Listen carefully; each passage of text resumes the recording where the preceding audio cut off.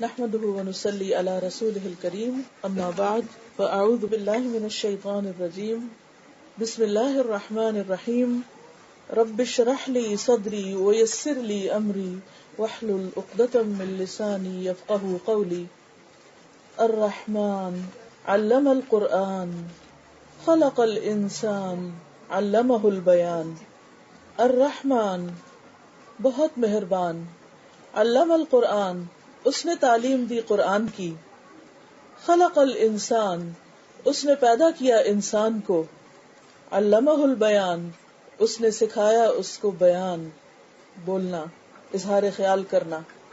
سورۃ الرحمن قرآن مجید کی بہت ہی خوبصورت اور بہت ہی پیاری صورتوں میں سے ہے، جس کو سن کر معنی نہ بھی آتا ہو، سن کر ہی دل پر ایک وجد سا طاری ہو جاتا ہے، لیکن جب انسان کو اس کے معنی سمجھ میں آتے ہیں ایک اور ہی اللہ کی رحمت اور قرب محسوس ہوتا ہے۔ اللہ سبحانہ وتعالیٰ فرماتے ہیں الرحمن بہت ہی مہربان، بہت زیادہ رحم فرمانے والا، ایسی رحمت جس کے مقابل کسی اور کی رحمت کوئی معنی ہی نہیں رکھتی۔ الرحمن بہت مہربان، اللہ سبحانہ وتعالیٰ نے انسان کو پیدا کیا اور انسان کے پاس جتنی بھی نعمتیں جو کچھ بھی ہے، چاہے وہ انسانوں کی شکل میں ہے، چاہے وہ کھانے پینے کی چیزیں ہیں، چاہے وہ علم ہے، عقل ہے، دل ہے، دماغ ہے، سب کچھ اسی کی طرف سے، اور اس کی اس صفت میں کوئی بھی حصے دار نہیں۔ یعنی اللہ سبحانہ وتعالیٰ نے سب کچھ بنایا، انسانوں نے جو کچھ بنایا ہے وہ اللہ ہی کی بنائی ہوئی چیزوں سے آگے بنایا ہے، اپنے پاس سے کچھ بھی نہیں بنایا۔ لیکن عام طور پر ہوتا کیا ہے کہ ہم انسانوں کی بنائی ہوئی چیزوں سے بہت متاثر ہو جاتے ہیں۔ مثلا کوئی اونچی بلڈنگ دیکھ لیتے ہیں تو ہم بڑے متاثر ہو جاتے ہیں، کسی کی کوئی کاڑی ہوئی چیز، کوئی پینٹنگ، کوئی بنائی ہوئی چیز، کوئی سونے کا زیور، کوئی بھی چیز انسانوں نے جو بنائی اس سے بہت متاثر ہوتے ہیں۔ کوئی دنیا میں کوئی ڈگری لے کر آتا ہے اس سے بہت متاثر ہو جاتے ہیں، لیکن ہم یہ نہیں سوچتے کہ جو کچھ یہ ہے اس کا اوریجن کیا ہے، یہ آیا کہاں سے، یہ دیا کس نے۔ مثلا اگر اللہ سبحانہ وتعالی سونا نہیں بناتے تو ہم زیور کہاں سے بناتے؟ اگر اللہ سبحانہ وتعالی ہمیں عقل نہ دیتے تو ہم اس سونے کی گھڑائی کیسے کرتے، اس کے اندر مختلف ڈیزائن کیسے ڈالتے؟ اگر اللہ سبحانہ وتعالی یہ مختلف رنگ پیدا نہ کرتے تو ہم لباس کے اندر خوبصورتی کیسے لاتے؟ اگر اللہ سبحانہ وتعالی طرح طرح کے پھول نہ اگاتے تو ہم آئیڈیاز کہاں سے لیتے؟ پھر جو کچھ ہم کھاتے ہیں اس میں عام طور پر لوگ جب خود کوئی کھانا بنا لیتے تو کھانا بنانے والے کی بہت تعریفیں شروع کر دی جاتی کہ بہت اچھا ہے، ایسا ہے، ٹیسٹ ہے، ویسا ہے، اس کی بہت دھوم مچتی ہے۔ کسی شادی میں، کسی پارٹی میں کوئی کچھ بنا لے، لیکن کس کو بھول جاتے ہیں؟ اللہ رب العزت۔ وہ سب کچھ جس کو ملا کے ہم نے کھانا بنایا وہ آیا کہاں سے تھا، وہ اگایا کس نے؟ اور کوئی بھی چیز اگتی کیسے؟ جب آسمان سے بارش برستی، کبھی ہم نے سوچا کہ وہ بارش کیسے برستی؟ وہ بادلوں کو حکم کون دیتا ہے برسنے کا؟ پھر وہ بادل کہاں سے بنتے ہیں؟ آپ کہیں گے کہ سمندر سے پانی اٹھتا ہے، سمندر کس نے بنایا؟ وہ پانی کیسے اٹھتا ہے؟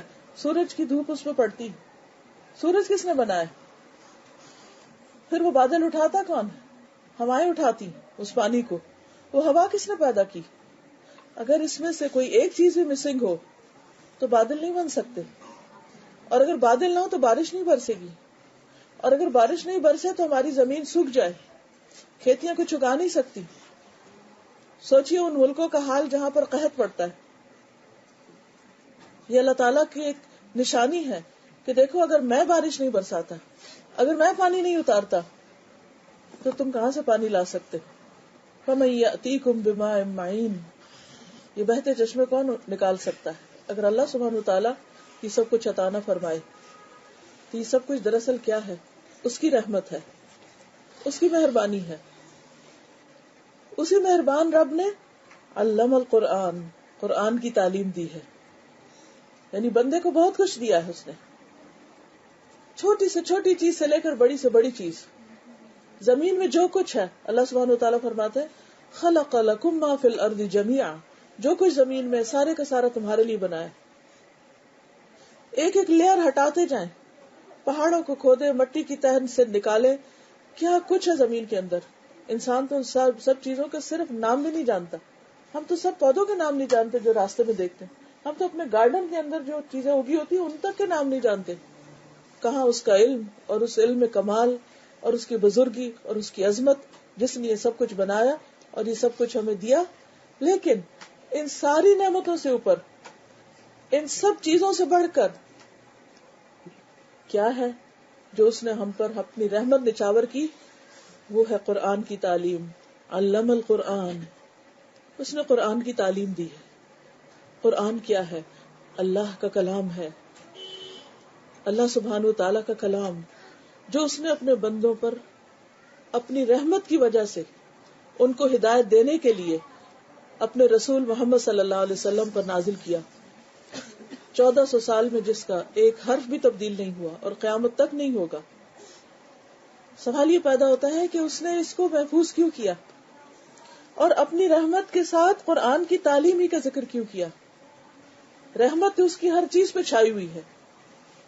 وسعت رحمتی کل شیء، ہر چیز میں اس کی رحمت نظر آتی، چاہے وہ بادل ہو، چاہے وہ بارش ہو، چاہے وہ ہوائیں ہو، چاہے وہ سمندر ہو، چاہے وہ پہاڑ ہو، چاہے وہ مٹی ہو، چاہے وہ پودے ہوں، وہ درخت ہو، وہ پھول ہو، وہ پھل ہو، وہ گندم ہو، وہ اناج ہو، وہ دالیں ہوں، وہ جانور ہو اور جانوروں کو پھر مویشی جانور اور پھر ان کا دودھ اور دودھ سے بننے والی ساری چیزیں، جو کچھ بھی ہم استعمال کرتے سب اس کی رحمت ہے.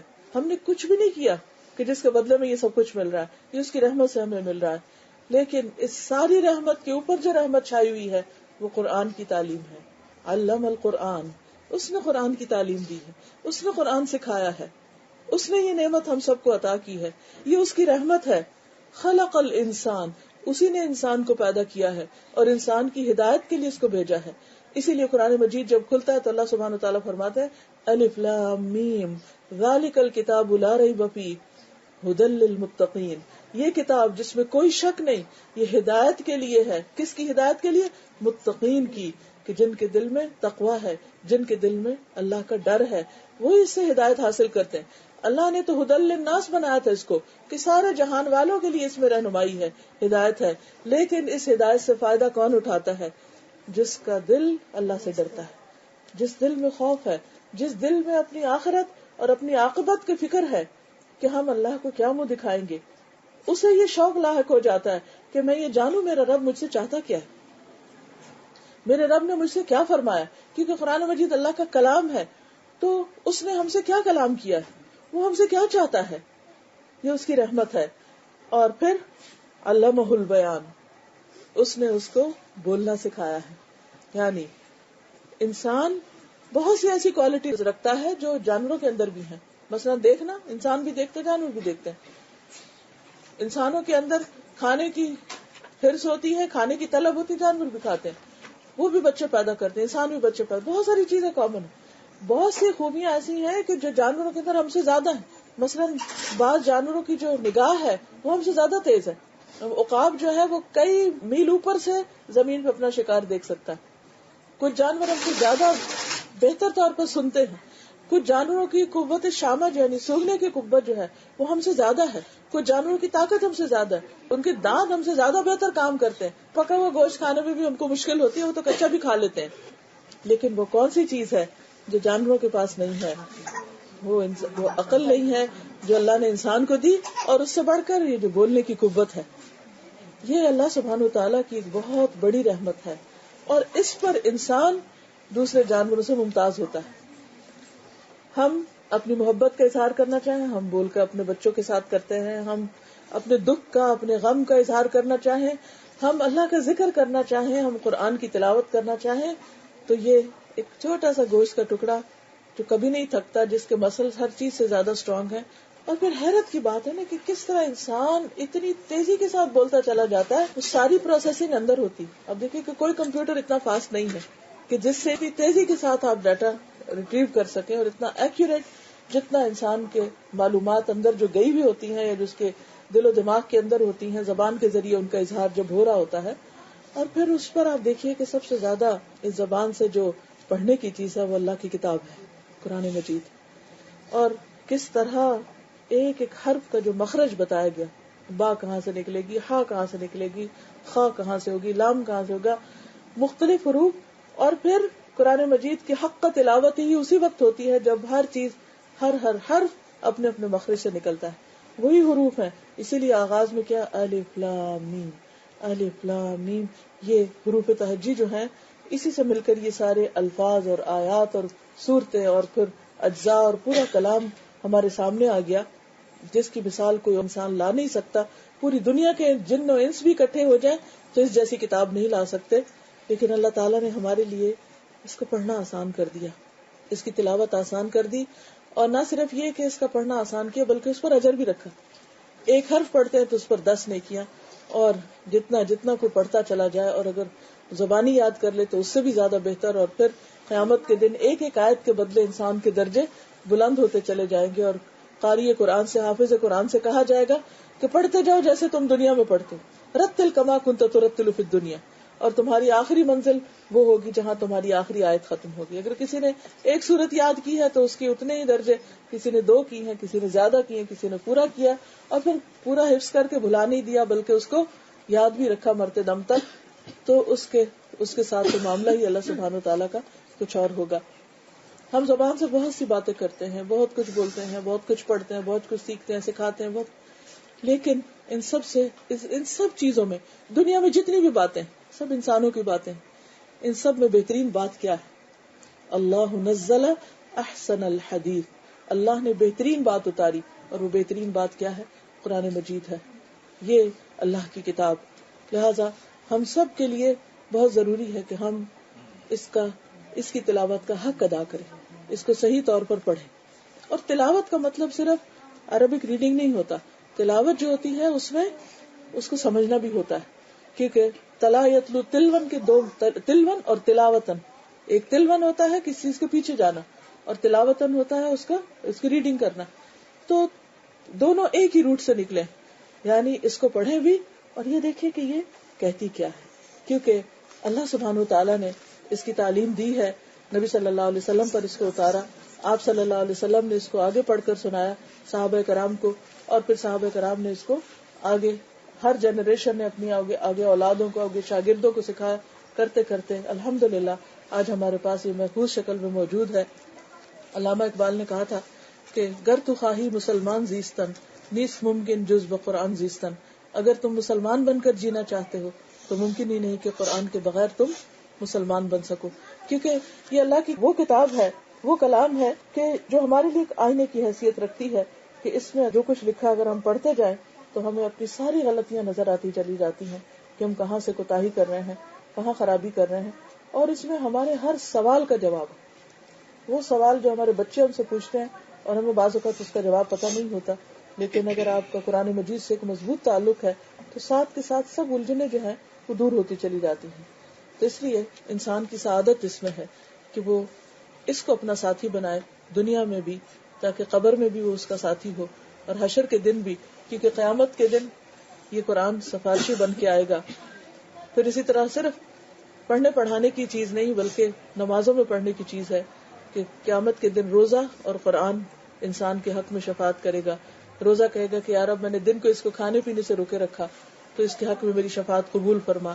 اور قرآن کہے گا کہ میں نے اس کو رات کے نیند سے روکے رکھا.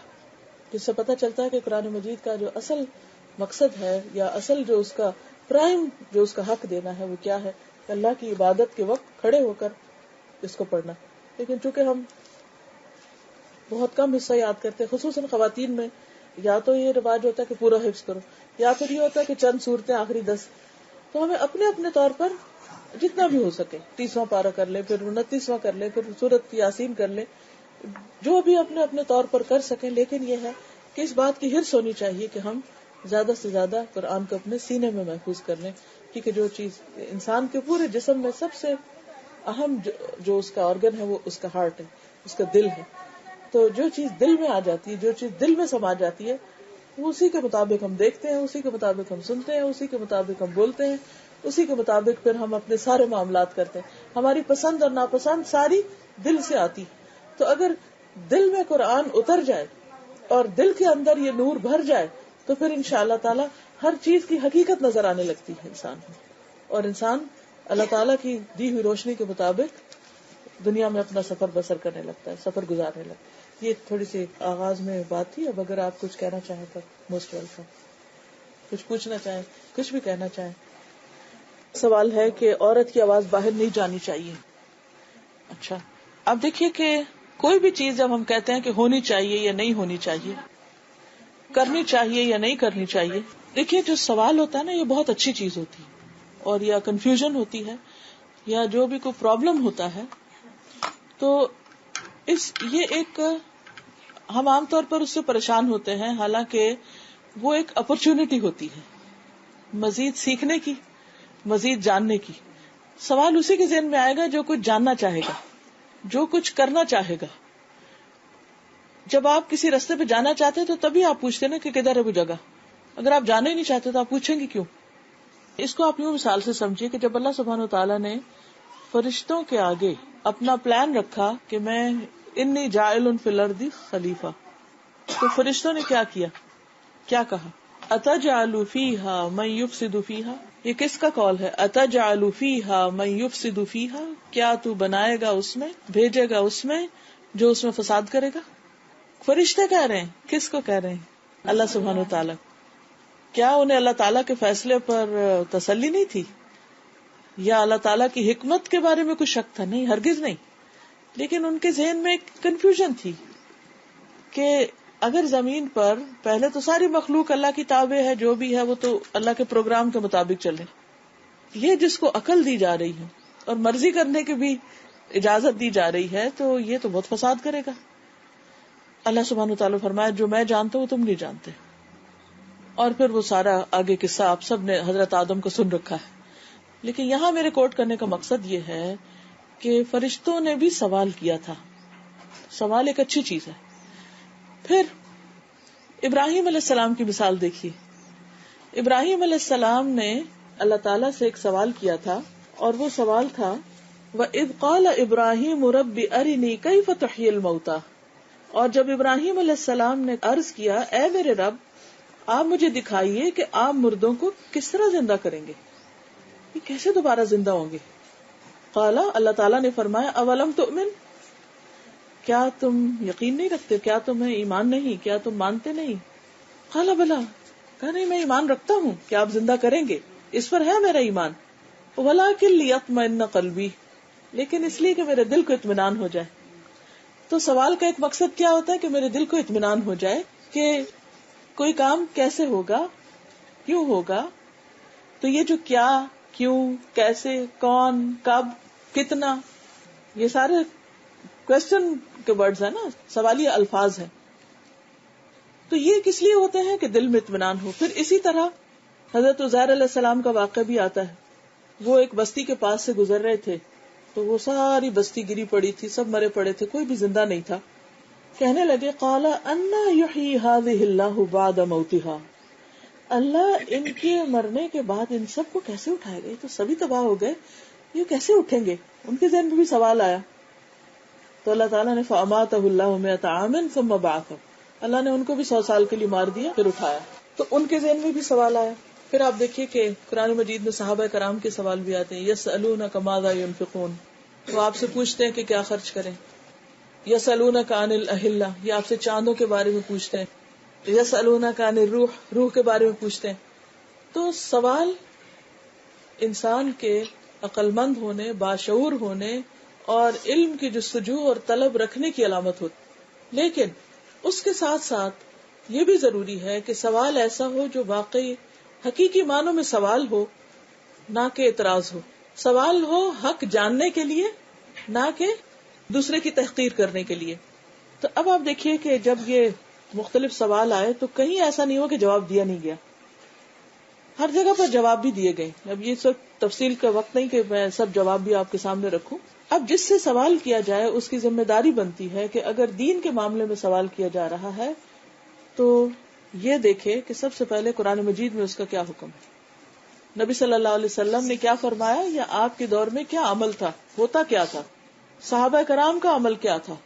پھر یہ کہ علماء امت اس بارے میں کیا کہتے ہیں, انہوں نے جو تعلیم حاصل کی یا جو بھی سمجھ بوجھ حاصل کی اس کا نتیجہ یا خلاصہ کیا ہے.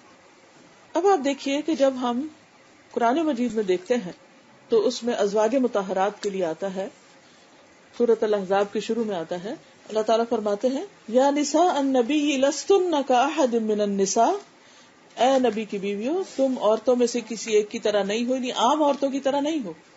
تو گویا خاص نبی صلی اللہ علیہ وسلم کی ازواج کا خطاب ہے.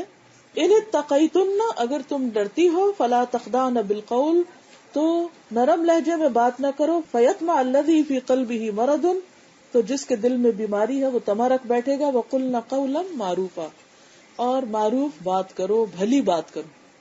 تو دو چیزیں، یہ نہیں کہا گیا کہ بات ہی نہ کرو کہ تمہاری آواز پردہ ہے، یہ کہا گیا کہ معروف طریقے سے بات کرو. معروف کا کیا معنی ہوتا ہے؟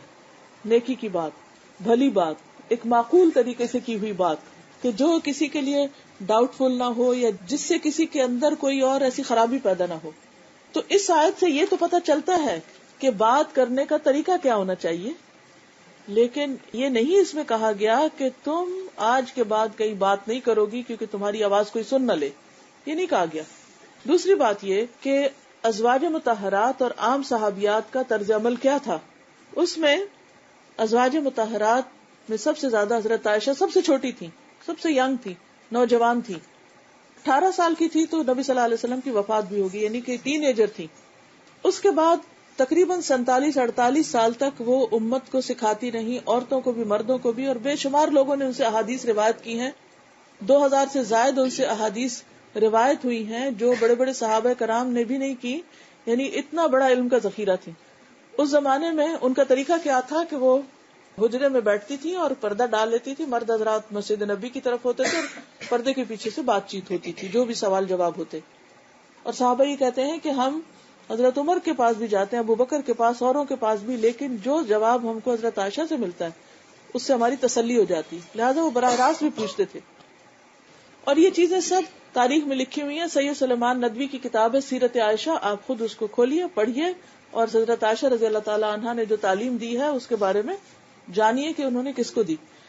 اب یہاں پر یہ لوگ بعض اوقات یہ کہتے ہیں کہ وہ تو حضور صلی اللہ علیہ وسلم کی زوجہ محترمہ تھی تو ان کی تو ایک الگ بات ہے، عام عورتوں کو اجازت نہیں. بات یہ ہے کہ کیا یہ تعلیم صرف ازواج مطہرات نے دی یا کسی اور نے بھی دی؟ اگر آپ احادیث کی کتابیں کھولیں تو صرف حضرت عائشہ نہیں، اور صحابیات بھی جو امہات المومنین نہیں تھی ان سے بھی احادیث مروی ہوئی. مثلا اسماء بنت یزید ہیں، اسماء بنت امیس ہیں، حضرت اسماء جو حضرت عائشہ کی بہن ہے ان کی احادیث بخاری میں موجود ہیں. اسی طرح اور لوگوں کی بھی، وہ عام صحابیات تھیں اور ان سے بھی مردوں نے روایت کی، گویا ان سے انہوں نے سنا. جب حدیث سنی تو آواز بھی سنی. پھر آپ دیکھیے کہ نبی صلی اللہ علیہ وسلم کے زمانے میں اور اس کے بعد صحابہ کرام بھی ازواج مطہرات اور دیگر خواتین سے ضرورت کے مطابق بات کرتے تھے. اور یہ سلسلہ پوری تاریخ اسلامی میں چلا آ رہا ہے. یہ سارے حقائق کتابوں کے اندر لکھے ہوئے ہیں کہ ہر دور میں ایسی خواتین موجود نہیں. کوئی تاریخ کا دور ایسا رہا ہی نہیں کہ جس میں عورتوں نے تعلیم کا کام نہ کیا ہو. ہر دور میں ہوا، مردوں کے مقابلے میں تعداد کم رہی ہے لیکن رہی ضرور ہے. اب اس کے بعد یہ ہے کہ موجودہ دور، اس دور میں بھی الحمدللہ ہر ملک میں، ہر شہر میں خواتین موجود ہیں. کچھ خواتین کے اندر ہی کام کر رہی ہیں، اور کچھ جو ہیں جیسے میری کیسٹس ہیں، ٹیپس ہیں، وہ ہر جگہ پر، ریڈیو پر بھی آ رہی ہیں، ہر جگہ پر لوگ سن رہے ہیں. ان میں کیا ہے؟ قرآن کی بات ہے، اللہ سبحانہ و تعالیٰ کی بات ہے، نبی صلی اللہ علیہ وسلم کی بات ہے، اور ایک معروف بات ہے. اس میں نے کبھی مردوں کو سامنے بٹھا کے نہیں پڑھایا، لیکن اگر مشین سے آواز کوئی سن رہا ہے تو میں نے کبھی اعتراض نہیں کیا، نہ میرے میاں کو، نہ میرے باپ کو، نہ میرے سسر کو، نہ میرے خاندان کے کسی مرد کو کوئی اعتراض نہیں ہوا. ان کی اجازت سے ہی تعلیم کا یہ سلسلہ شروع کیا گیا، کیونکہ الحمدللہ جب یہ سلسلہ شروع ہوا تو بہت سے ایسے لوگ جو نمازیں نہیں پڑھتے تھے نمازیں شروع ہو گئے، جنہوں نے کبھی روزے نہیں رکھے تھے روزے رکھنے لگے، جنہوں نے حج نہیں کیا ہوتے حج پہ چلے گئے اور حق حقوق ادا کرنے لگے. اب آپ دیکھیے کہ اس وقت امت کی حالت جو ہے، ایک اکثر حصہ جو ہے وہ دین کا علم نہیں رکھتا. ہم سب بھی لگ جائیں نا تب بھی کوششیں کم ہے. دنیا میں کروڑوں کی آبادی ہے، مسلمانوں کے اوپر یہ فرض عائد ہوتا ہے کہ وہ غیر مسلموں تک بھی دین کی بات پہنچائیں. تو اس میں اگر آپ دیکھیں سورۃ التوبہ میں اللہ سبحانہ وتعالی مردوں کے علاوہ عورتوں کو بھی کیا حکم دیتے ہیں، والمؤمنون والمؤمنات بعضهم اولیاء بعض. یأمرون بالمعروف وینہون عن المنکر ویقیمون الصلاة ویؤتون الزکاة ویطیعون اللہ ورسولہ اولئک سیرحمہم اللہ ان اللہ عزیز حکیم. 71 آیت ہے سورۃ التوبہ کی کہ مومن مرد اور مومن عورتیں، یہ مومنات کا لفظ لکھا ہوا ہے. بعضهم اولیاء بعض، بعض ان میں سے مددگار ہیں بعض کے، آپس میں ایک دوسرے کے مددگار ہیں. کیا کس کام میں مددگار ہیں؟ یأمرون بالمعروف، نیکی کا حکم دیتے ہیں، وینہون عن المنکر، برائی سے روکتے ہیں، ویقیمون الصلاۃ، نماز قائم کرتے ہیں، ویؤتون الزکاۃ، زکات ادا کرتے ہیں، ویطیعون اللہ ورسولہ، اللہ رسول کی اطاعت کرتے ہیں.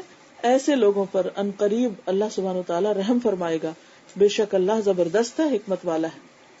تو اس آیت سے بھی پتہ چلتا ہے کہ امر بالمعروف، نیکی کی بات بتانا اور برائی سے روکنا، نہی عن المنکر، یہ مردوں کے علاوہ عورتوں کا بھی فریضہ ہے. اور اس میں یہ نہیں کہا گیا کہ عورتیں صرف عورتوں کو بتائیں.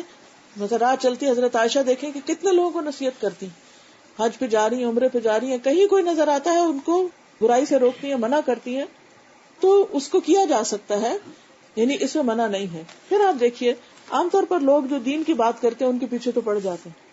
جو عورتیں گانا گا رہی ہیں، جو عورتیں اور پتہ نہیں کیا کچھ کر رہی ہیں، یا بازاروں میں، سڑکوں پہ ہر وقت، شاپنگ مال میں، دکانوں کے اندر مردوں سے لین دین کر رہی ہیں، جابز کر رہی ہیں، ان کو کوئی اعتراض نہیں کرتا کہ بھئی آپ ادھر کیوں بیٹھے ہوئے، آپ کی آواز پردہ ہے، آپ کیوں سیلز کے دفتر میں بیٹھے ہوئے ہیں کہ آپ مرد سے بات کر رہے ہیں.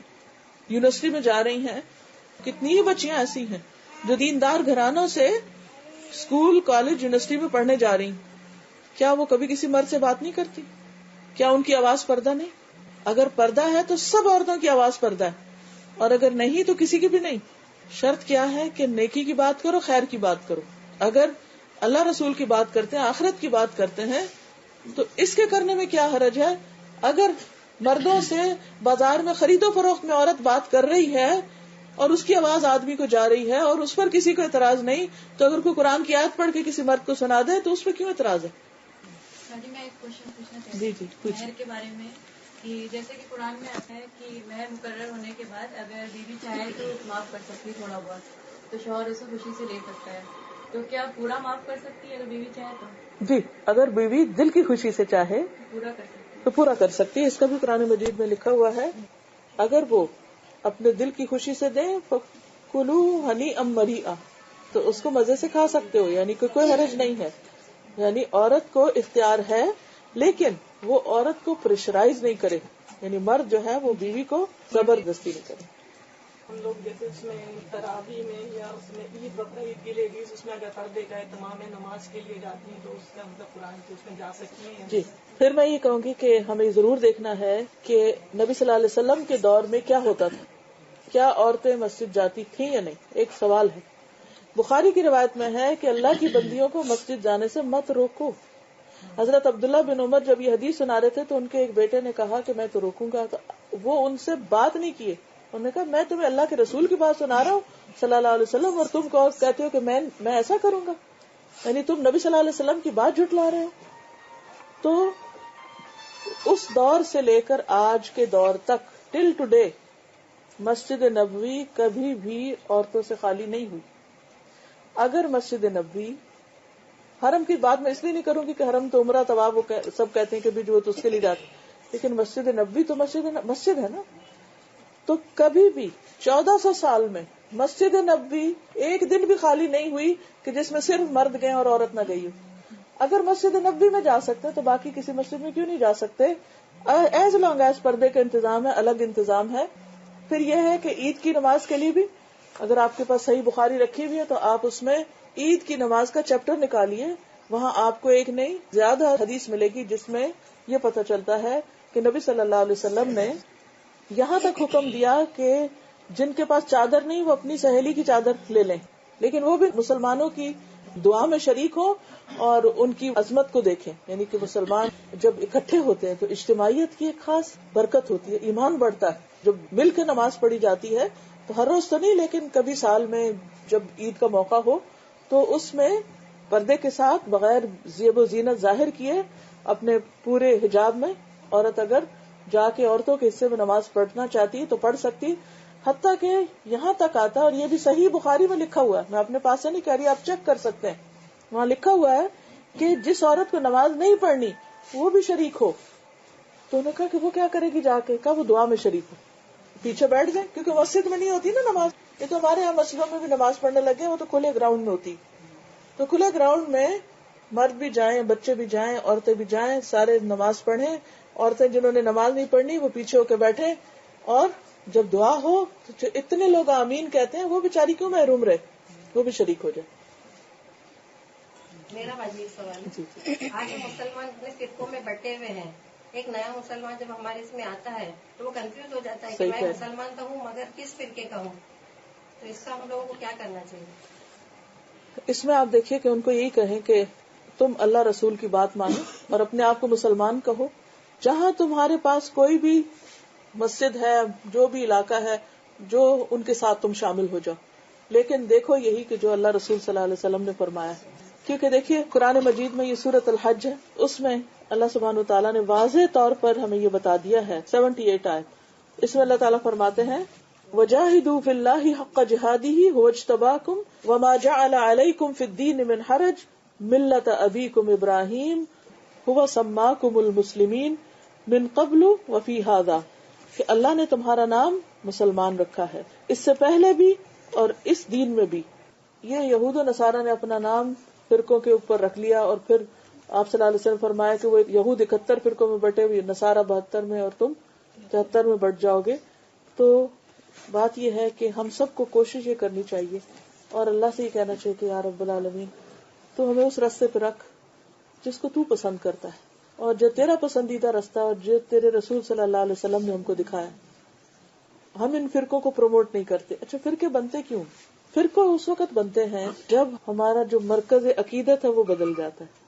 اگر ہماری عقیدت اللہ رسول سے ہے تو فرقہ نہیں بنے گا, لیکن جب ہماری عقیدت اللہ رسول کی بجائے بزرگان دین سے یا اپنے علماء سے یا اپنے لیڈروں سے ہو جاتی ہے, اور جو وہ کہتے ہیں بس صرف ہم وہ مانتے ہیں, تو پھر فرقے بنتے ہیں. میم وہ جو عزت کا ہے, جیسے کسی کے خاوند کی ڈیتھ ہوتی ہے اور عورت اگر پریگنٹ ہے تو کب تک عزت پوری کرے گی وہ؟ جب تک اس کا بچہ پیدا نہیں ہوگا, چاہے وہ 6-7 مہینے, چاہے 7 مہینے کیا 8 مہینے, اور اس اگر وقت ایک تک. خاتون ضعیف ہے اور اگر 4 دن بعد اس کا بچہ پیدا ہو جاتا ہے عدت ختم. دونوں صورتوں میں, جلدی اور دیر دونوں. ٹھیک ہے. اور جیسے ایک خاتون ہے ضعیف ہے, جیسے جی. اولاد ان کی کوئی بھی, جیسے جہاں وہ رہ رہی ہیں وہاں ان کے شوہر کی ڈیتھ ہوتی ہے, تو بچے ان کو کہتے ہیں کہ آپ کو عدت پوری نہیں کرنی, آپ ہمارے ساتھ چلیں گے, تو وہ خاتون اگر چلی جاتی ہے تو ان کے لیے کیا ہے؟ اب ان کا سوال عدت کے بارے میں ہے. ان کا بہت ریلیونٹ سوال ہے کہ اگر مثلاً ایک خاتون ہے اور ان کے شوہر کے ساتھ اکیلی رہ رہی تھی, اب شوہر فوت ہو گئے اور وہ اکیلی گھر میں اور کوئی اور آس پاس نہیں ہے, ویسے بعض اوقات دوسرے ملک میں ہوتے, تو اب اس کی عدت کا کیا ہوگا؟ اب بیٹا کسی اور ملک میں رہ رہا ہے. اب یہاں یہ دیکھا جائے گا کہ کیا اکیلی عورت کا رہنا درست ہے؟ درست نہیں, خطرہ ہے اس کے لیے. کیا بیٹا آ سکتا ہے؟ بہتر ہے بیٹا آ جائے, لیکن بعض اوقات اگر بیٹا آتا ہے تو جاب چھوٹتی ہے, اور اگر جاب چھوڑ کے آتا ہے تو بچوں کو پیٹ کہاں سے پالے گا؟ تو ایسی صورت میں دین کے ہمارے احکامات بہت نیچرل ہیں.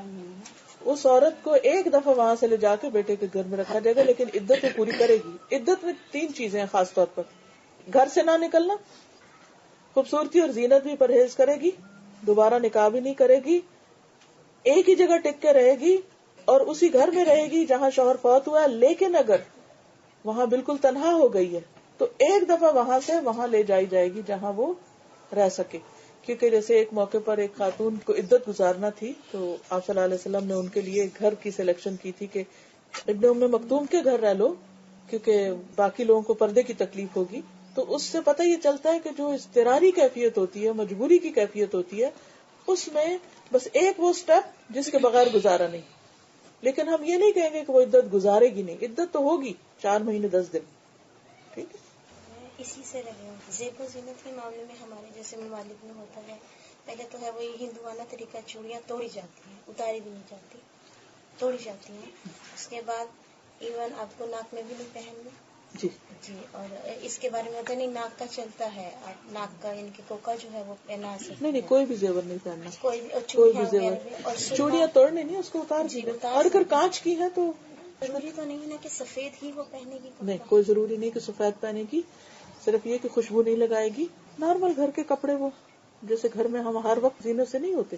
پارٹی ڈریس نہیں پہننا، شادی پہ نہیں جانا کسی کی، نارمل جو گھر میں روز مرہ کے کلوز ہوتے اور ہیں. عدت جو ہے اسٹارٹنگ یعنی کہ کس دن سے اسٹارٹ ہوگی؟ ہجری کیلنڈر کے اعتبار سے جی یعنی اسلامی تاریخ دیکھی جائے گی. جی. جس دن فوتگی ہوئی اس دن سے شروع ہوگی، اس دن سے. اور اسلامی کیلنڈر شام کے وقت شروع ہوتا ہے. جی جی. ٹھیک ہے نا. تاریخ ہماری کب شروع ہوتی ہے؟ صبح میں نہیں ہوتی، شام سے شروع ہو جاتی کیونکہ ہے. یہاں پہ ابھی ریسنٹلی ایک کے ہسبینڈ کا ڈیتھ ہوئی تھی، اچھا. تو ان کی عدت انہوں نے کہا کہ میری تھوڑا انہوں نے تھا 12 ہے 13 ہے، تو انہیں یہ کہا کہ آپ چاند کا اگر کر لیں تو چاند ہی کا کرنا ہوتا ہے. فیبرری تو ہمارا کبھی 28 ہوتا ہے کبھی 29 ہوتا ہے. جی ہاں، چاند کی تاریخ دیکھی جاتی ہے، کیونکہ اسلامی مہینہ یعنی کہ اسلام سے متعلق جتنے بھی احکام ہیں، چاہے روزہ ہے، چاہے حج ہے یا زکوٰۃ، ایون زکوٰۃ بھی، تو سال جب گزرتا ہے تو ہم اسلامی مہینہ دیکھیں گے، کیونکہ 10 دن کا فرق پڑتا ہے، تو ہر 3 سال کے بعد 1 مہینے کا فرق، اور 36 سال کے بعد پورا 1 سال غائب ہو جائے گا.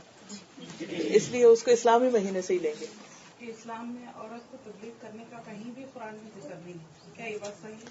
یہ بات صحیح نہیں. میں نے یہ سورت التوبہ کی آیت آپ نوٹ کر لیجئے، سورت التوبہ کی آیت نمبر 71. ٹھیک ہے، اس کو میں دوبارہ پڑھ دیتی ہوں. والمؤمنون والمؤمنات بعضهم اولیاء بعض یأمرون بالمعروف وینہون عن المنکر ویقیمون الصلاة ویؤتون الزکاة ویطیعون اللہ ورسولہ. یہ 71 آیت جو ہے، اس میں عورت مؤمنات کا ذکر آتا ہے جو امر بالمعروف کریں گی اور نہی عن المنکر کریں گی. ٹھیک ہے، تو اس لیے یہ بات درست نہیں کہ عورت تبلیغ نہ کرے. السلام علیکم. وعلیکم السلام ورحمۃ اللہ. دعوت سے کسی بات سے ایک کوشچن جیسا ہے لیکن شاید کوشچن بھی نہ ہو. جی جی آپ کی ذاتی زندگی سے وابستہ ہے تھوڑا. ٹھیک ہے. کہ آپ ذرا اپنی ذاتی زندگی کے تجربے سے یہ بتائیں کہ عورتوں کا جو تبلیغ تو خیر تبلیغ ہی ہے، دعوت دینا کام تو سب ہر ایک کے لیے فرض ہی ہے.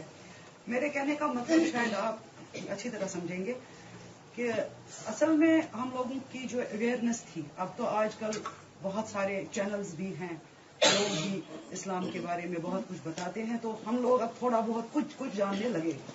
لیکن جو ہماری پچھلی والی جنریشنز تھی، جہاں ہماری ماں نانیاں وغیرہ تھی، اس لیے اویئرنیس ان میں بہت کم رہی. غرض مطلب یہ کہ ہم لوگوں کو بھی اویئرنیس کم ہے. ہو سکتا ہے ہمارے بچے تھوڑے زیادہ اسلام کے حساب سے روشن خیال ہے. میرا کہنے کا مطلب یہ تھا کہ اب ہماری جو زندگی ہے، میری اپنی زندگی جو ہے، ہم سب بہنوں کے ساتھ ایسا ہی ہوگا. دعوت کا جہاں پر نام آتا ہے تو مجھے لگتا ہے کہ سب سے پہلے ہمیں خود کو دعوت دینی ہے. بالکل. آپ کی جو اپنی پرسنل لائف ایکسپیرینسز ہیں، آپ نے کیسے شروع کیا، کہاں سے شروع کیا، کون سے مشکلات آتے ہیں، یا گھر کے جو کام کاج ہے، بچوں کا، شوہروں کا، وہ یہ ہاؤس ہولڈ گرنٹ جو ہے، اس سے تو آدمی کو کبھی فرصت ملتی ہی نہیں ہے اور نہ ملے گی جب تک ہم نہ چاہیں نکالنا. صحیح. آپ ذرا کچھ ایسا بتائیں جس سے ہم پہلے اپنی زندگی کو سدھاریں، اپنے آپ کو کوئی ایسا طریقہ نکالیں تاکہ ہم پہلے دعوت اپنے آپ کو دیں. مسلمان تو ہم سبھی ہیں، کانسٹیٹیوشنل حساب سے تو سبھی ہم لوگ مسلمان ہی ہیں.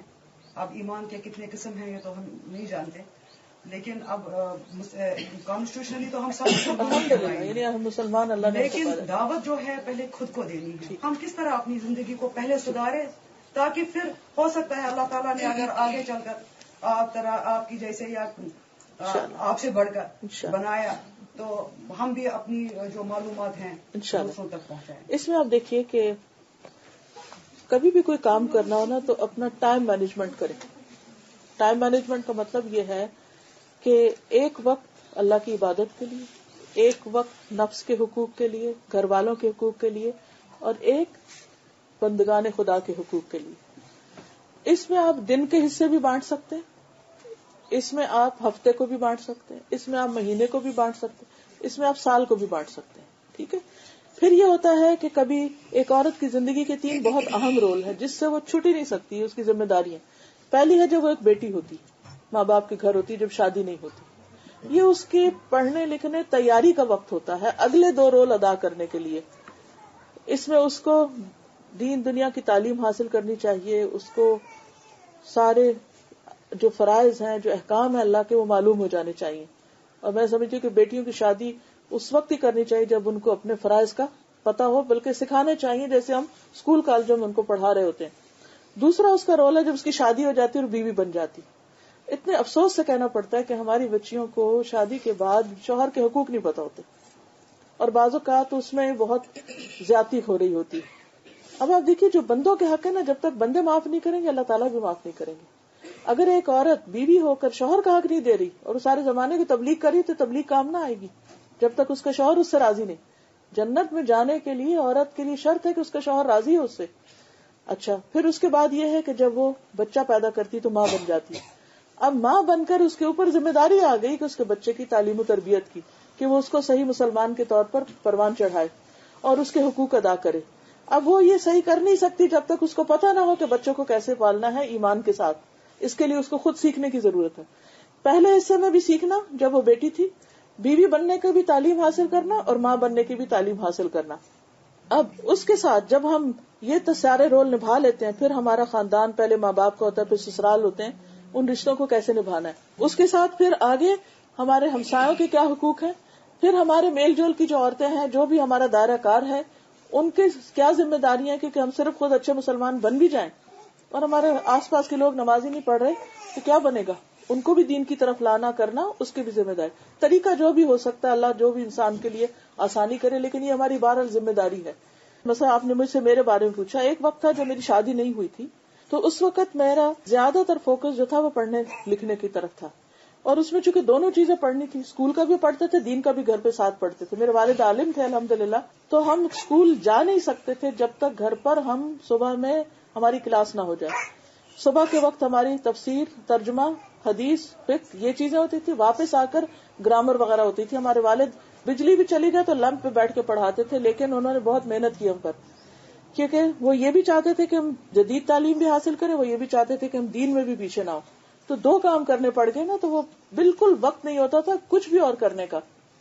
جب شادی ہو گئی تو اس کے بعد الحمدللہ شادی بھی دین کی بنیاد پر ہوئی. انہوں نے کچھ نہیں دیکھا ہمارے شوہر اور ان کے خاندان میں سوائے اس کے کہ وہ علماء کا خاندان تھا, وہاں پر شادی کی.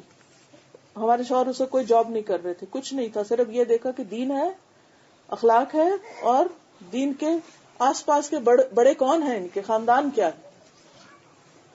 خیر الحمدللہ ہم گئے. پھر اس کے بعد شوہر کے ساتھ مل کر ہم نے تھوڑا تھوڑا کام شروع کیا, اپنے بچوں کو بھی پالا, گھر بھی, بیٹیاں پیدا ہوئی 3 میری, ایک کے بعد ایک. اس کے بعد تھوڑا بیٹا تھوڑی دیر سے پیدا ہوا تو بیچ میں میری پڑھائی کا وقفہ بھی آیا.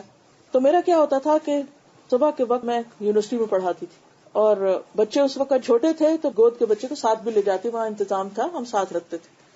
اسی طرح جب بچیاں ذرا بڑی ہوئی, جتنی دیر یہ اسکول جاتی تھی اتنی دیر ہم یونیورسٹی جاتے تھے, پھر واپس آ جاتے. لیکن اس میں وہ دین کی تبلیغ اس طرح کر نہیں پا رہی تھی جو میرے والد نے میرے اندر شوق ڈالا تھا اور میں کرنا چاہتی تھی. پھر کیا ہوا کہ ہم نے ساتھ ساتھ شام کے وقت درس و تدریس کا سلسلہ شروع کیا, لیکن وہ کافی نہیں تھا. پھر رمضان میں ہم نے قرآن مجید پڑھانے کا سلسلہ شروع کیا. پھر آہستہ آہستہ یونیورسٹی سے میں نے ریزائن کیا اور فل ٹائم میں نے قرآن کی تعلیم کا سلسلہ شروع کیا.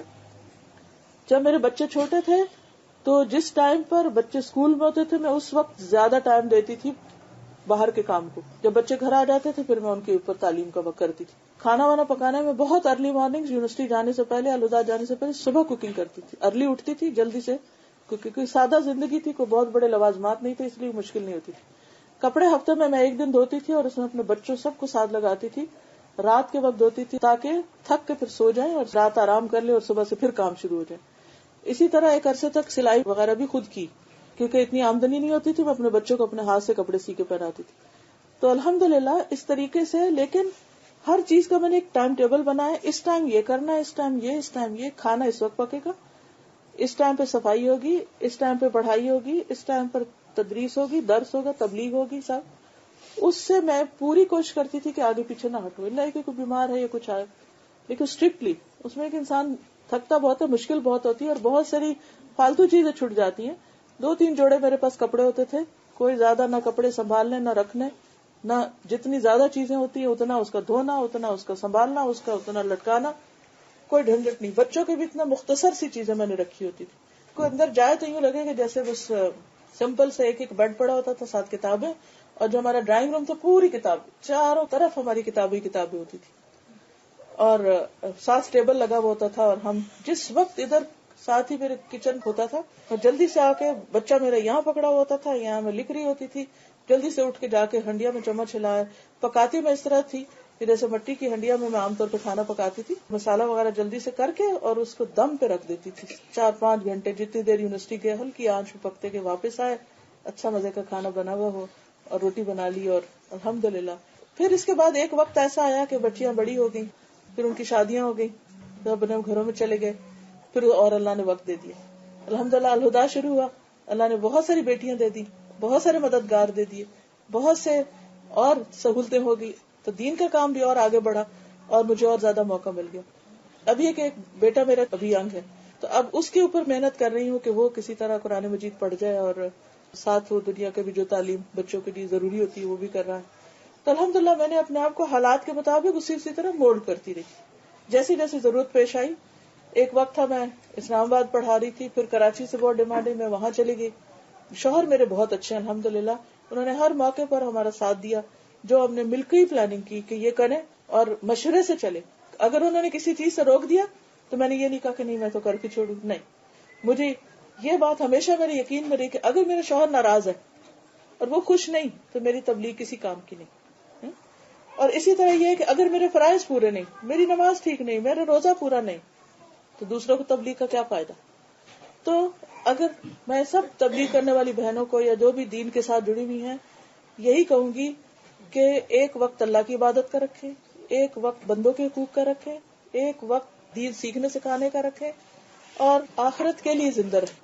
کیونکہ ہم جب دنیا کے لیے زندہ رہتے ہیں پھر ہماری پرائرٹی شفٹ ہو جاتی ہیں, پھر ہمارا وقت بازاروں میں گزرتا ہے, پھر ہمارا وقت فالتو باتوں میں گزرتا ہے, فون پہ گزرتا ہے. ہمارے پاس وقت نہیں ہوتا کہ ہم یہ سب کام کریں, کیونکہ ہمارا وہ سارا وقت جو ہے وہ اس کام میں آ جاتا ہے. میرے ساتھ وہی موقع آتا ہے کہ جو چھٹی آ جاتی ہے تو اس کی وجہ سے بہت ڈسٹرب ہو جاتا ہے کہ لوگوں کو چھٹی دیں یا کیا کریں, کیونکہ وہ ایک اختلافی مسئلہ ہے. اگر ہم کریں تو کچھ اعتراض کرتے ہیں اور نہ کریں تو بعض کہتے ہیں کہ نہیں کرنا چاہیے, کیونکہ کافی اختلافی مسئلہ ہے. اب دیکھیے کہ جیسے تفسیر والے جو قرآن پاک ہوتے ہیں نا, تو اس میں تھوڑا تھوڑا آیتیں لکھی ہوتی ہے, باقی سارا اردو کا وہ نیچے لکھا ہوتا ہے. تو آپ گلوز پہن لیں یا کپڑا رکھ لیں اور اس کو دیکھ کے آپ پڑھتے رہے, اور اپنے کاپی میں نے الگ شیٹ بنائے ہوئے ہیں اور اس میں اپنے نوٹس لکھتی ہوں. کیونکہ اختلافی مسئلہ ہے تو بعض لوگ بہت اعتراض جی بہت اعتراض کرتے ہیں. آیت پڑھ کر پھر ترجمہ بتائیں گے. میں جیسے ترجمہ بتاتی ہوں نا, میں ایک ایک لفظ کا بتاتی ہوں, ایک لفظ پڑھا ترجمہ بتایا, لفظ پڑھا ترجمہ بتایا, لفظ پڑھا ترجمہ بتایا, اور پھر اردو میں بات کی. تو کیا مشکل ہے, کیونکہ اکثر وہ کیونکہ علماء نے تو ویسے اجازت دی ہے کہ بھائی درس و تدریس کی حد تک تو تلاوت پڑھ کر سکتے ہیں, لیکن چونکہ اختلافی مسئلہ تو بعض کے نزدیک جن کے پاس نہیں ہے تو کافی اعتراض کرتے ہیں. وہ جو دلائل ہیں وہ پڑھ کر آپ کا دل مانتا ہے تو آپ کریے. اب میں تو ہمیشہ ہی کہتی ہوں کہ اگر خدا نخواستہ کئی دفعہ عورتوں کی ڈیتھ ہو جاتی, جب بچے پیدا ہوتے ہیں وہ بلیڈنگ ہو رہی ہوتی, کیا وہ کلمہ نہیں پڑھیں گی؟ کیا ان کے پاس قرآن نہیں کوئی سنائے گا؟ تو اللہ تعالیٰ نے ایسی ہم پر پابندی نہیں لگائی کہ جو ہماری وسعت سے باہر ہو. ویسے وظیفہ وغیرہ جو صبح شام کے ہم پڑھ ہی سکتے ہیں, صبح دعائیں پڑھ سکتے ہیں الحمدللہ. اور سب سے بڑی بات یہ کہ قرآن تو ہمارے دل کے اندر بھی ہے. بیعت لینا ضروری ہے بولتے ہیں, پورے نہیں ہوتے جب تک بیعت نہیں لیتے بولتے. بیعت جو ہوتی ہے نا, وہ جو بڑا امیر ہوتا ہے نا, جو کسی ملک کا حکمران ہوتا ہے, اس کے ساتھ ہوتی ہے ایک طرح سے. اب اگر کسی ملک کے اندر 10 جماعتیں اور 10 امیر ہیں تو کس کی بیعت سے آپ مسلمان ہوں گے اور کس کی بیعت سے مسلمان نہیں ہوں گے؟ تو یہ اسلام اور کفر کا معاملہ نہیں ہے. ٹھیک ہے, آپ جیسے کہیں بھی جاب کرتے ہیں تو آپ ان کے ساتھ ایک کانٹریکٹ سائن کرتے ہیں نا, تو وہ کیا ہے؟ کانٹریکٹ ہے کہ میں یہاں اتنے گھنٹے لگاؤں گا یا اتنا کام کروں گا, اس کے بدلے مجھے یہ ملے گا وغیرہ وغیرہ. تو اسی طرح اگر آپ کسی خاص جماعت کے ساتھ کام کر رہے ہیں اور ان کے ساتھ آپ کمٹمنٹ کرتے ہیں کہ جو میں اتنے گھنٹے آپ کو دوں گا, ٹھیک ہے, لیکن اگر کسی نے نہیں کی تو اس کا یہ مطلب نہیں کافر ہے. یہ کفر اسلام کی بات نہیں ہے. اگر کوئی شخص واقعی ایک ہمارا بڑا خلیفہ ہے کوئی مسلمانوں کے, جو کہ ہے نہیں کہیں بھی ابھی, جیسے حضرت ابو بکر تھے, حضرت عمر تھے, ان کے درجے پر اگر کوئی ہے اور کوئی ان کی بات نہیں کرتا تو وہ ایک الگ مسئلہ ہے, وہ ایک سیریس مسئلہ ہے. لیکن عام طور پر جو مختلف چھوٹی چھوٹی جماعتیں کئی قسم کی بنی ہوئی ہیں, ان کے جو بڑے امیر ہیں ان کے ساتھ آپ یہ تو کر سکتے ہیں کہ جی ہم آپ کے ساتھ مل کے کام کریں گے اگر آپ ان سے ایگری کرتے ہیں. لیکن یہ کہنا کہ جو نہیں کرتا وہ نعوذ باللہ وہ کفر میں آ گیا, یا پھر یہ کہ وہ اگر ان کو چھوڑ کے کوئی اور جماعت جوائن کرتا ہے تو نعوذ باللہ وہ کوئی کافر ہو کے مرا, ایسی بات نہیں ہے. دیکھیے ایمان کی تعریف کیا ہے. حضرت جبریل علیہ السلام جب آئے تھے حضور صلی اللہ علیہ وسلم سے, انہوں نے سوال کیے تھے کہ مل اسلام, اسلام کیا ہے, کیا کیا چیزیں بتائی تھی. ایمان کیا ہے؟ شہادت اللہ الہ الا اللہ, وأن محمد رسول الله إقامة الصلاة إيتاء الزكاة وصوم رمضان وحج البيت لمن استطاع إليه سبيلا. گڈ. پھر اسی طرح ایمان، ان تؤمن باللہ، أن تؤمن بالله وملائكته وكتبه ورسله واليوم الآخر والقدر خيره وشره من الله تعالى والبعث بعد الموت. ٹھیک ہے. احسان، ان تعبد اللہ کأنک تراہ فإن لم تکن تراہ فإنہ یراک. ٹھیک ہے. تو یہ پورے ہونے چاہیے چیزیں. ٹھیک ہے. اسلام اور ایمان کی چیزیں جو حدیث جبریل میں آئی ہیں، ان میں سے کسی میں ڈاؤٹ نہیں ہونا چاہیے. اگر کوئی یہ پورا کر دے تو ہم اس کو مسلمان کہیں گے. لیکن کچھ چیزیں ایسی ہیں، جیسے کہا کہ نماز کفر اور اسلام میں فرق کرتی ہے، تو ایک کفر اکبر ہوتا ہے، ایک کفر اصغر ہوتا ہے. کفر اکبر کیا ہے کہ کوئی اللہ کو نہ مانے، رسول کو نہ مانے، آخرت کو نہ مانے. یہ چیزیں کفر اکبر میں شامل ہو جاتی ہیں. لیکن کچھ اور چیزیں ہیں کہ جن کے نہ کرنے سے بہت کبیرہ گناہ لازم ہوتا ہے، تو ان چیزوں سے پرہیز کرنا چاہیے، ورنہ اگر انسان اس حال میں فوت ہو گیا تو پکڑو گی. ٹائم بہت زیادہ ہو گیا، آپ کو جانا بھی ہے. چھوٹی سی دعا کر لیجیے ہم لوگ اس سب کے لیے ہدایت کی، اور انشاءاللہ ختم کریں گے. سبحان اللہ والحمد للہ ولا الہ الا اللہ واللہ اکبر ولا حول ولا قوة الا باللہ العلی العظیم. اللہم صل علی محمد وعلى آل محمد كما صلیت علی ابراہیم وعلى آل ابراہیم انک حمید مجید. اللہم بارک علی محمد وعلى آل محمد كما باركت على إبراهيم وعلى آل إبراهيم إنك حميد مجيد. ربنا آتنا في الدنيا حسنة وفي الآخرة حسنة وقنا عذاب النار. ربنا لا تزغ قلوبنا بعد إذ هديتنا وهب لنا من لدنك رحمة إنك أنت الوهاب. ربنا هب لنا من أزواجنا وذرياتنا قرة أعين واجعلنا للمتقين إماما. یا حی یا قیوم برحمتک نستغیث لا الہ الا انت سبحانک انی کنت من الظالمین. یا اللہ پاک، جو کچھ ہم نے پڑھا اور سنا ہے اپنی رحمت سے قبول فرما، ہماری بھول چوک سے درگزر فرما، اور صحیح درست حق بات پر عمل کی توفیق عطا فرما. اللہ قرآن مجید کو ہمارے سینوں کا نور اور سینوں کی بہار بنا دے، ہمارے دلوں کے لیے روشنی بنا دے، ہمارے قبر میں ہمارا ساتھی بنا دے، اور قیامت کے دن ہمارا سفارشی بنا دے. اللہ تو ہمیں قیامت کے دن اپنے خاص بندوں قرآن والوں میں سے اٹھانا. یا رب العالمین، ہماری اولادوں کو ہدایت دے، انہیں نیکی کی توفیق دے. ربنا هب لنا من ازواجنا وذرياتنا قرة اعين واجعلنا للمتقين اماما. اللہ تو ہمیں ہمارے نفس کے شر سے بچا. یا اللہ ہمیں شیطان کے وسوسوں سے محفوظ رکھ. یا اللہ مسلمانوں کے درمیان اتفاق اور اتحاد پیدا کر دے. یا اللہ ہمیں اپنے فرائض پورے کرنے کی توفیق دے. اللہ اس گھر پر اپنی خیر و برکت نازل فرما. یہاں جو بہنیں آئی ہیں ان کا آنا قبول فرما، اور ان کو دنیا اور آخرت کی بہترین بھلائیاں نصیب فرما. ربنا لا تزغ قلوبنا بعد اذ هديتنا وهب لنا من لدنك رحمة انك انت الوهاب. اللہ ہمیں قیامت کے عذاب سے بچانا، دوزخ کے عذاب سے بچانا، جہنم کی آگ سے محفوظ رکھنا. اللہ جنت الفردوس میں جگہ عطا فرمانا. یا رب العالمین ہماری اولادوں کو ایمان پر اور ہدایت پر قائم رکھنا. ربنا تقبل منا انك انت السميع العليم وتب علينا انك انت التواب الرحيم. وصلى الله تعالى على خير خلقه محمد وعلى آله واصحابه واهل بيته اجمعين برحمتك يا ارحم الراحمين. الہی آمین وإياكم. سبحانك اللهم وبحمدك نشهد ان لا اله الا انت نستغفرك ونتوب اليك.